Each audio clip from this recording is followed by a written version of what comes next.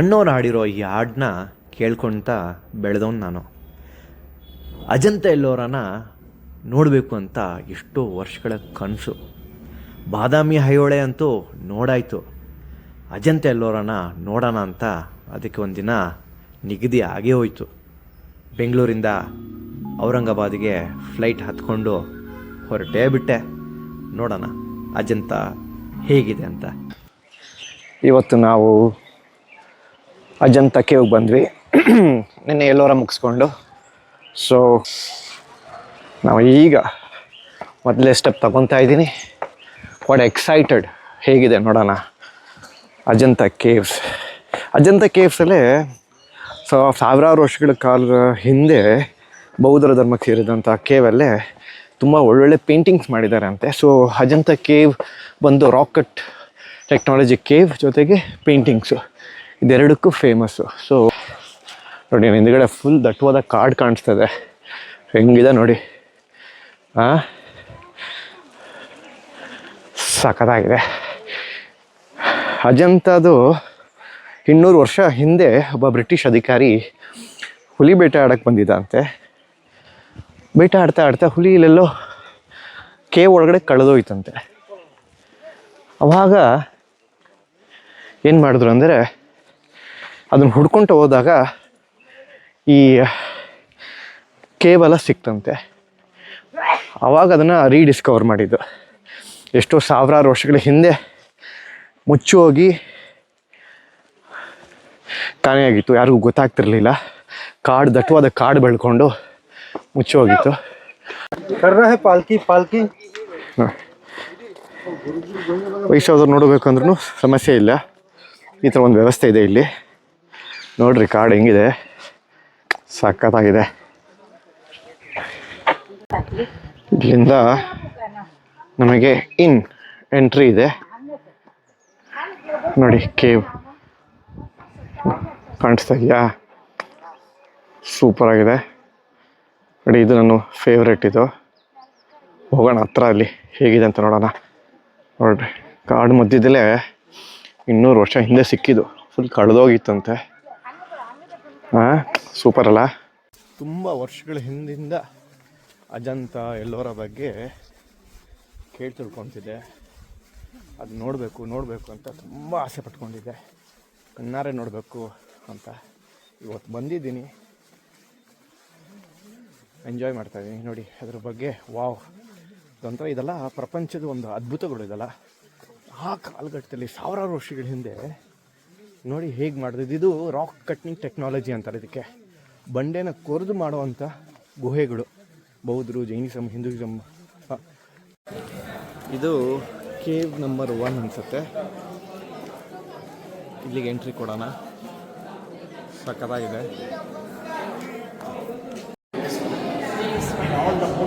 ಇದು iconic painting. ಇದು ಇಡೀ ಅಜಂತಲ್ಲೇ ಎಲ್ಲ ಬುಕ್ಕಲ್ಲೇ ಇದನ್ನೇ ನೀವು ನೋಡೋದು.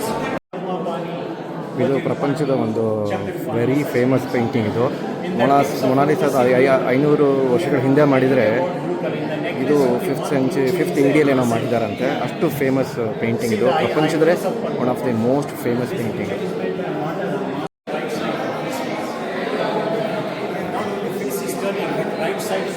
ನೋಡ್ರಿ, ಸೀಲಿಂಗ್ ಮೇಲೆಲ್ಲ ಪೇಂಟಿಂಗು ಸಕ್ಕತ್ತಾಗಿದೆ. ಇಡೀ ಕೇವಲ್ಲೇ ಫುಲ್ ಪೇಂಟಿಂಗ್ ಮಾಡಿದ್ದಾರೆ. ನೋಡ್ತಾ ಹೋದರೆ Jainism or Hinduism. When Buddha was explaining the principle in the first lecture, 8 principles, 8-fold path, 1, 2, 3, 4, it is the symbol of teaching. The statues were also painted. See, the background colors are there. Hello, flying Gandharva speakers were painted. Couples and Naga people. Ceiling painting is decorative designs. See, hexagon and circle mandala designs. With these designs I am talking about, they are copied in the carpets of today. The Sholapuri shawls and bed sheets from here. That is in the hands of Vajrapani. His textile design, lungi pattern designs. And his wife is in a black color to our left side here, looking down there. She is named Krishna Kumari or Black Princess of India. Head of buffalo and body of fish. ನೋಡ್ರಿ, ceiling ಎಲ್ಲ painting ಆ ಕಾಲದಲ್ಲೇ 1500 ವರ್ಷದಿಂದ ಈ painting ಹಂಗೆ ಇದೆ ನೋಡಿ. ಎಲ್ಲೂ ಹಾಳಾಗ್ತದೆ. ಏನಂತೀರ ಇದಕ್ಕೆ?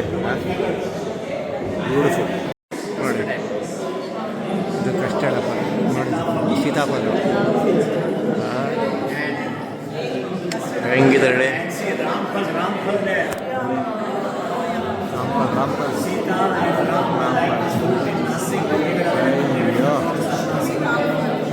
ಫ್ರೂಟ್ಸ್ ಎಲ್ಲ ಇದೆ ನೆಕ್ಸ್ಟ್ ಲೆವೆಲ್.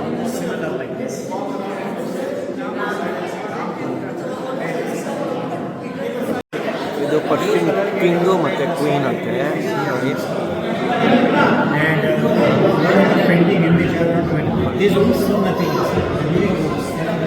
ಅದು ಗುಡ್, ಚೆನ್ನಾಗಿ ಪ್ರಿಸರ್ವ್ ಆಗಿದೆ, ನಾಟ್ ಬ್ಯಾಡ್. ಸೊ ನಮ್ಮ ದೇವಸ್ಥಾನದಲ್ಲೇ ಯಕ್ಷ ಇರುತ್ತಲ್ಲ, ಎಲ್ಲ ಹಿಂದೂ ಟೆಂಪಲಲ್ಲೇ. ಇಲ್ಲಿ ನೋಡಿ 3D ಪೇಂಟಿಂಗಲ್ಲಿ ಮಾಡಿದೆ ಯಕ್ಷ. ಆ್ಯಕ್ಚುಲಿ ನಾವು ಕೆತ್ತನೆಯಲ್ಲಿ ನೋಡಿರ್ತೀವಿ ಯಕ್ಷ ಪೇಂಟಿಂಗ್, ಕೆತ್ತನೆ. ಇಲ್ಲಿ ಪೇಂಟಿಂಗ್ ಹೋಗ್ತದೆ ಸಾಕತ್ತು. Somras for the popular drink in India. ನೋಡಿ, Man is wearing blue ಸೋಮರಸ ಕುಡಿತಾರೆ, He's blue wearing colour. blue socks. See the designs also on the socks. It's right. Next is wearing white turban. See the white socks here. So our people ಇದು have the second sense ಕೇವ್ಗೆ of ಬಂದಿದ್ವಿ matching color ನೋಡಿ. in the ಇಲ್ಲೂ 6th full century painting. AD. ಈ second ಕೇವ್ಗೆ ಬಂದ್ವಿ, ಇಲ್ಲೂ ಅಷ್ಟೇ ceiling ತುಂಬ painting ಇದೆ ನೋಡಿ, ಹೆಂಗಿದೆ ಸಕ್ಕತ್ತಾಗಿದೆ. ಸೆಕೆಂಡ್ ಕೇವ್ ಇದು ನೆಕ್ಸ್ಟ್ ಲೆವೆಲ್ ಇದೆ ಇದು. The colors. This story is related to a Naga family, tribal people. Naga people are there. See, Nagaraj's wife, their relatives are above, and their daughter is shown playing here. In the story, Princess Irandati was playing. The prince was going on the horse. Name of the prince is Punnaka. He saw the girl on the swing. He falls in love, talking to her. Later on, the prince marries the girl. But see the 2-floor buildings in those days. Multi-storied buildings were constructed. After the marriage of the ಈಗ cave ನೋಡ್ಕೊಂಬಂದ್ವಿ, beautiful ಆಗಿತ್ತು. ಈಗ ನಾವು cave number 4 ಹೋಗ್ತಾ ಇದ್ವಿ. That suppose to be the biggest cave ಅಂತೆ. So ನೋಡೋಣ. ಆ 2 ಕೇವಲ್ಲಿ ಪೇಂಟಿಂಗ್ಸ್ ಮಾತ್ರ ಅತ್ಯದ್ಭುತ ನೋಡ್ರಿ. 1500 ವರ್ಷ 2000 ವರ್ಷ ಅನಿಸುತ್ತೆ. ಹೆಂಗಿತ್ತು ಅಂದರೆ ಅಪ್ಪ ಆ ಕಾಲಕ್ಕೆ ಎಂತೆಂಥ ಪೇಂಟಿಂಗ್ಸ್ ಮಾಡಿದ್ರು ಅಂದರೆ ಬೆರಗಾಗ್ಬಿಟ್ಟೆ ನೋಡಿ. So it is nice. ಈಗ cave number 4 one of the biggest cave ನೋಡೋಣ. ಇದು ಕೇವ್ ನಂಬರ್ 4. ಓಕೆ ನೋಡಿರಿ, ಹೆಂಗಿದೆ ಇದು, ಸಕ್ಕತ್ತಾಗಿದೆ. Okay, this is the number of the cave was 4 number. The largest monastery. In the monasteries you see flat ceiling. ಇದು the largest cave ಅಂತ ಇದು ನೋಡಿ. ಸೊ ಅವ್ರು ಹೇಳೋ ಪ್ರಕಾರ ಈ ಕೇವ್ದು ಸೀಲಿಂಗ್ ಅನ್ಕಂಪ್ಲೀಟ್ ಅಂತೆ. ಬಟ್ ನೋಡ್ರಿ ಹೇಗಿದೆ, ಬ್ಯೂಟಿಫುಲ್ ನೋಡ್ರಿ, ಸಾಕಾಗಿದೆ. But this is unfinished cave ಅಂತೆ ನೋಡಿ. You see Padma Pani to left side when I'm shining the light. In his right hand lotus flower is there. Another you can see from opposite side Vajrapani. But outside there are standing Buddha's images also here. See, huge statues in the giving pose. The hand is downwards. The caves are without statues of Buddha, and we see the 2 oldest temple, 9 and 10 numbers. Okay, come. ನಾವು 9 and 10 caves ನೋಡಕ್ಕೆ ಹೋಗ್ತಾ ಇದ್ವಿ. Let's go. ತುಂಬ oldest temple ಅಂತೆ. So the biggest cave ಮುಗೀತು. ಈಗ cave number 9 ನೋಡೋಕ್ಕೆ ಹೋಗ್ತಾ ಇದ್ದೀವಿ. ಏನೋ ಬ್ರಿಡ್ಜ್ ಇದೆ, ಮೋಸ್ಟ್ಲಿ ಬೇರೆ ಏನೋ ರೂಟ್ ಅನಿಸುತ್ತೆ. ಓಕೆ, ಬೇರೆದೆಲ್ಲ ಸಿಮಿಲರ್ ಇದೆ ಅಂತಂದರು. 9th cave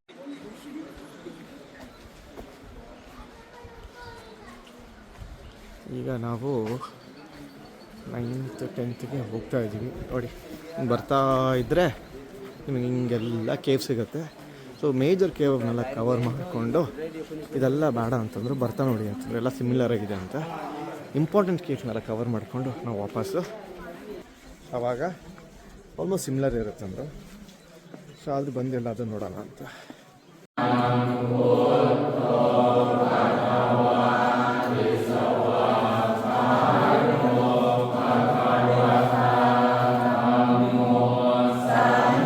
That is the point on the extreme top, view point. ನಾವು ಕೇವ್ ನಂಬರ್ 10 ನೋಡಿ. ಇದು ಸಖತ್ ದೊಡ್ಡದಿದೆ, ಭಯಂಕರ ದೊಡ್ಡದಿದೆ And this is the oldest temple ನೋಡಿ of Ajanta, 2000. ಇಲ್ಲೊಂದು ಇನ್ಸ್ಕ್ರಿಪ್ಷನ್ ಇದೆ. Hinayana temple, like 9 number, a huge stupa with same 10 number. Beautiful. Number 10. 10, yeah. ಈಗ ನಾವು ಕೇವ್ ನಂಬರ್ 10ಗೆ ಎಂಟ್ರಿ ಕೊಡೋಣ. This is cave number 10. This is cave number 10. ನೋಡಿ ಹೆಂಗಿದೆ ಇದು, 45 feet height ಇದೆ ಅಂತ ಇದು. ನೋಡಿ ಹೆಂಗಿದೆ, ಸಕ್ಕತ್ತಾಗಿದೆ. ಇಲ್ಲೂ ಕೆಲವು ಪೇಂಟಿಂಗ್ಸು ನಿಮಗೆ ನೋಡೋಕ್ಕೆ ಸಿಗತ್ತೆ ಬುದ್ಧನ ಬಗ್ಗೆ. ಹಂಗಂದರೆ ಎಲ್ಲ ಪಿಲ್ಲರಲ್ಲೂ ಪೇಂಟಿಂಗ್ ಇತ್ತು ಅಂತ ನೋಡಿ. Madras regiment. He came for hunting and discovered. See, sign is clear. John Smith, yeah. John Smith and 1819 is the exact date of the discovery here. 181. Cavalry branch of the army. All the details you can see here. So, you have to come a little closer to the concept. ಒಂದು interesting ಏನಂತಂದರೆ ಈ painting ಎಲ್ಲ ಮಾಡಿದ್ದಕ್ಕೆ colour petal mix ಮಾಡ್ತಾಯಿದ್ರಲ್ಲ, ಅದನ್ನೆಲ್ಲ ಇಲ್ಲೊಂದು ನೋಡಿ, ಇಲ್ಲಿ ಈ ಜಾಗ ಇದೆಯಲ್ಲ, ಇದೆಲ್ಲ ಕಲರ್ ಪ್ಯಾಲೆಟ್ಸ್. ಒಂದೊಂದು ಕಲರ್ ಹಾಕಿ ಮಿಕ್ಸ್ ಮಾಡಿ ಕಲರ್ ಪ್ಯಾಲೆಟ್ಸು ಈ ಥರ ಇದ್ರ ಮೇಲೆ ಪೇಂಟ್ ಮಾಡೋರು ನೋಡಿ. ಇದು ನೋಡಿ, ಇದು 16th ಕೇವ್ ಅಂತೆ. ಇಲ್ಲಿ ಮೇಳಗಡೆ ಹೋಗಬೇಕು, ಇಲ್ಲಿ ಮೆಟ್ಟಿಲಿದೆ ಒಳಗಿಂದ. ಸೊ ಇಲ್ಲೊಂದು ಆನೆ ಇದೆ, ಇಲ್ಲೊಂದು ಆನೆ ಇದೆ. So this is our entry point. So let's go for the 16th cave. ಇದು ಎಂಟ್ರಿ.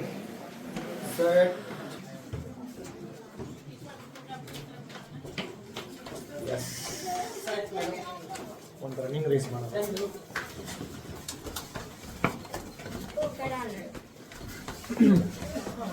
ಅಜಂತ ಎಲ್ಲರಿಗೆ ಬರಬೇಕಂದ್ರೆ ಒಂದು ಟಿಪ್ಸ್ ಕೊಡ್ತೀನಿ ನಿಮಗೆ. ಏನಂತಂದರೆ ವೀಕ್ ಡೇಸಲ್ಲಿ ಬನ್ನಿ, ವೀಕೆಂಡ್ ಬರಬೇಡಿ. ವೀಕೆಂಡ್ ಅಂದರೆ ಸಿಕ್ಕಾಪಟ್ಟೆ ಫ್ರೆಶ್ ಇರುತ್ತೆ. That's my tips. ಈಗ ನಾವು ಕೇವ್ ನಂಬರ್ 16ಗೆ ಬಂದಿದ್ವಿ, ಸಾರಿ 17ಗೆ. This is 17 cave. ನೋಡೋಣ ಹೇಗಿದೆ ಅಂತ. The king in Maharashtra. ಸಾಕಾಗಿದೆ. 500 AD is also the golden age.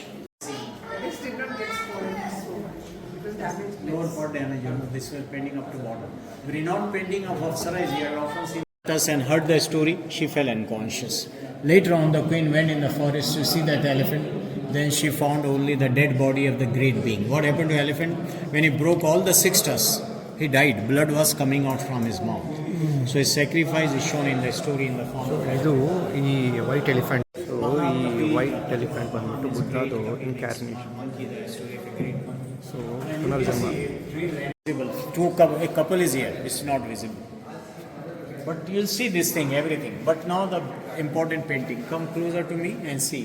In the corner, the largest portrait of Buddha in Ajanta. Madam, you have to come here, nearer. Buddha in orange dress begging here. When he came in Kapilvastu, he met his wife and son. In front of Buddha, you can see his wife Yashodhara and his son Rahul. Rahul and Yashodhara in the two pictures is small. So you see red faces.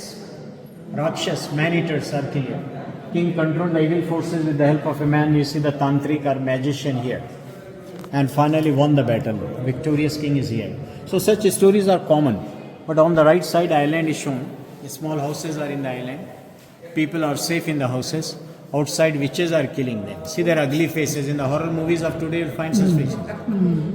Blue face, red face, their victims are human beings. Dead bodies are lying. They're eating flesh or drinking the blood of human beings. People are all running away from here. There's a horse. Yeah, people running on the ground, women running with the kids. Everybody is leaving the town. Now, on the British flag, you'll find this picture. Yes. Logo of the British government, royal logo from Ajanta. Sri Lankan government also copied that. One animal. Super. Sri Lanka ಮತ್ತು British government ಈ ಲೋಗೋನ Horizontal animal they can ಇವತ್ತಿಗೂ copy ಮಾಡ್ತಾರೆ. And below ನಮ್ಮಲ್ಲಿ this, you ಸಾವಿರಾರು can see ವರ್ಷ Chinese girl also. Paint ಮಾಡಿರೋದು ನೋಡಿ. Super ಅಲ್ಲ? Another proof of Indo-China relation. But one painting especially for ladies here, that painting in front of you on the Got it. column. A Rajkumari, a princess holding, princess with a beard. And the real beauty of this, our man is going inside to show you from and then you'll see the real beads. Necklace to make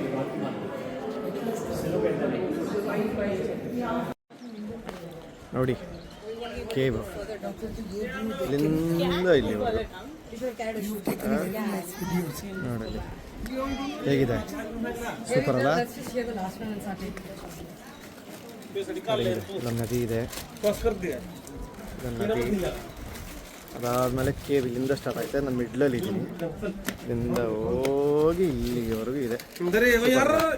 ಈಗ ನಾವು cave number 19ಗೆ ಬಂದಿದ್ದೀವಿ. ನೋಡ್ರಿ, beautiful sculpture ಹೇಗೆ ಮಾಡಿದ್ದಾರೆ ನೋಡಿ. The finest statue of Buddha is there. You want to take the picture, the best. And see this hard rock scene, smooth finishing work.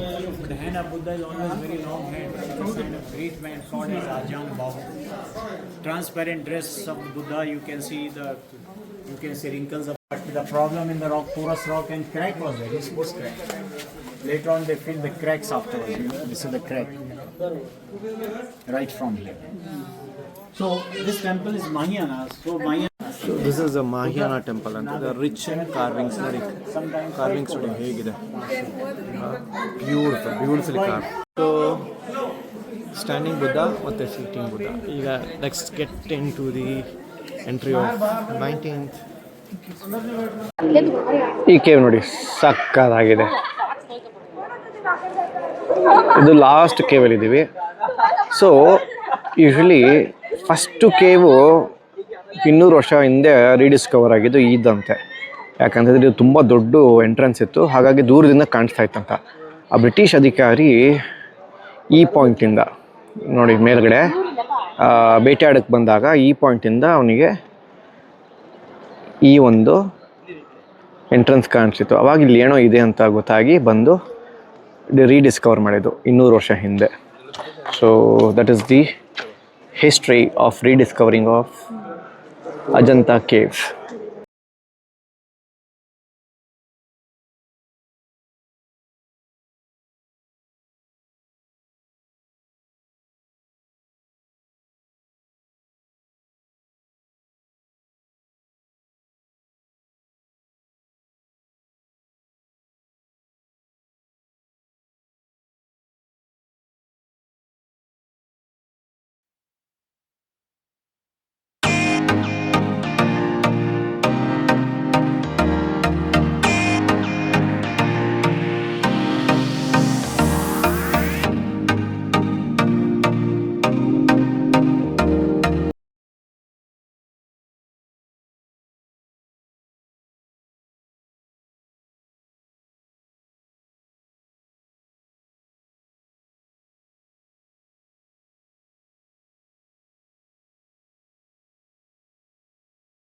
ಇವತ್ತಿನ Ajanta caves ನೋಡಿದ್ವಿ. So basically ನಮ್ಮ ಭಾರತದ ಸಂಸ್ಕೃತಿ, ನಮ್ಮ ಕಲೆ ಎಷ್ಟು ಮಟ್ಟಿಗಿದೆ, ಎಷ್ಟು ರಿಚ್ ಆಗಿದೆ ಅಂತ ಇಡೀ ನಮಗೆ ನಮ್ಮ ಭಾರತ ದೇಶದವ್ರಿಗೆ ಗೊತ್ತಿಲ್ಲ. ನಮ್ಮಲ್ಲೇ ಇಂಥ ಎಷ್ಟು ಅದ್ಭುತಗಳಿದ್ದಾವೆ. ನಾವು ಯೂಶ್ವಲಿ ನಮ್ಮ ಭಾರತದವರಾಗಿ ಎಷ್ಟೋ ಜನ ಬೇರೆ ದೇಶಕ್ಕೆ ಹೋಗಿ, ವಿದೇಶಗಳಿಗೆ ಹೋಗಿ ಅಲ್ಲಿ ಇರುವಂಥ ಐಫಿಲ್ ಟವರ್ ಆಗಲಿ ಅಥವಾ ಬೇರೆ ಏನೋ ನೋಡಿ ಅದನ್ನು ತುಂಬ ಹಾಡಿ ಹೊಗಳ್ತಾರೆ. ನಮ್ಮ ಭಾರತ ದೇಶನೇ ನಾವು ಯಾರೂ ಸರಿಯಾಗಿ ನೋಡಿಲ್ಲ. ಈ ಥರ ಎಷ್ಟೋ ಜಾಗಗಳಿದ್ದಾವೆ. ಈ ಥರ ಎಲ್ಲ ಬಂದಾಗ ನಮಗೆ ನಮ್ಮ ಭಾರತ ದೇಶದ ಬಗ್ಗೆ ತುಂಬ ಹೆಮ್ಮೆ ಆಗುತ್ತೆ. ಸೊ ಮೊದಲು ನಾವು ಭಾರತ ದೇಶದ ಎಲ್ಲ ಪ್ರತಿಯೊಂದು ಈ ಥರ ಒಂದು ಅದ್ಭುತಗಳನ್ನು ನಾವು ಭೇಟಿ ಕೊಡೋಣ, ನೋಡೋಣ. ಅದಾದಮೇಲೆ ವಿದೇಶಗಳಿಗೆ ಹೋಗಿ ಅಲ್ಲಿರೋಂಥ ಅದ್ಭುತಗಳು, ಅಲ್ಲಿರೋಂಥ ವಿಚಾರಗಳನ್ನ ನಾವು ನೋಡಿ ಕಲಿಯೋಣ.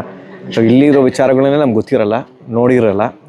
ಏಕ್ದಮ್ ನಾವು ಬೇರೆ ದೇಶಕ್ಕೆ ಹೋಗಿ ಅಲ್ಲಿರೋಂಥ ದೊಡ್ಡ ದೊಡ್ಡ ಬಿಲ್ಡಿಂಗ್ ಆಗಲಿ ಅಥವಾ ಅಲ್ಲಿರೋಂಥ ಬೇರೆ ವಿಚಾರಗಳು ನೋಡಿ ನಾವು ವಾವ್ ಅಂತೀವಿ. ನಮ್ಮಲ್ಲೇ ಸಿಕ್ಕಾಪಟ್ಟೆ ವಾವ್ ಅನ್ನೋ ವಿಚಾರಗಳಿದ್ದಾವೆ. ನೋಡಿ ಖುಷಿ ಪಡಿ ಅಷ್ಟೇ. ಓಕೆ, ಟೇಕ್ ಕೇರ್, ಬಾಯ್.